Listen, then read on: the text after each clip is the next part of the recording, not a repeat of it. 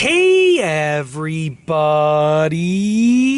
I'm here today to show you and tell you how to replace a cabinet door handle easily.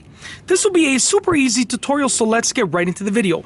As you can see, I have this cabinet right here. This is the handle on the cabinet. And just for full disclosure, this is an old cabinet from my old kitchen. It's completely just freestanding. It's not on an actual cabinet. So this is actually the cabinet door, not the cabinet. And the cabinet door is not on the actual cabinet. It's been hanging out in my garage for a little while.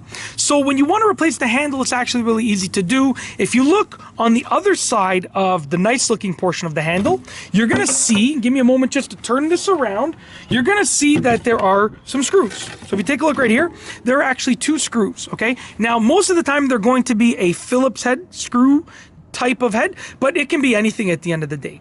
There are usually two screws holding in the actual handle of the cabinet door, and those two screws go into these two little posts right here, these two pegs, okay? So when you want to replace it, all that you need to do is remove the old one and put the new one on, which I'll show you how to do in a moment, but you're gonna also need the measurement, okay? There's a measurement from this post right here to that post right there.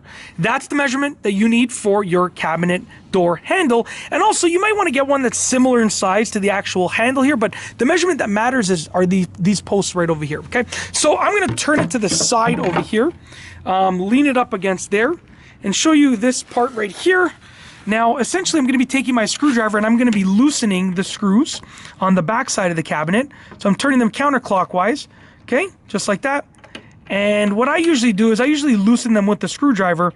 Then once they've been loosened, I can usually just twist them out with my hand. So they're loose now. I usually just, at this point, depends on how tight they are, I can usually just twist them out with my finger, but you can continue using a screwdriver.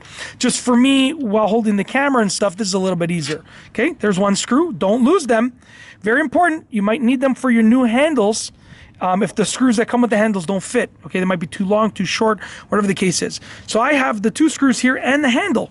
Now, an alternative is you can remove the handle and you can go and bring this to your hardware store or your handle shop, your hardware shop, whatever the case is, and you can actually just use this as a guide. So you can look at your new potential handle, put this up against it and see if they're the same distance between the posts. Once you get your new handle, you want to line it up, so put it in place like that. Line it up where the old one, where the holes are, very simple. And then essentially you're going to be just using the screws and putting them in place. What I like to do is put the screws through first, and you see they poke out a little bit right there. I like to just sort of line them up like that when they're sticking out from the wood. Okay, so you can see right now the handle's in place, at least loosely in place. And once you know that the handle is attached to the screws like that, then you can use your screwdriver, and it just, you know, if you do it with your hands at first, it's just less of a chance that the screwdriver is going to slip and you're going to like damage the back side of your cabinet door. So you're going to tighten them up. They don't need to be like, you don't need to tighten them to the point where you're struggling, okay? Because you don't want to actually cause them to indent into the wood or the MDF board, okay? You want to essentially just tighten them just enough. So I'm just going to tighten them just like that.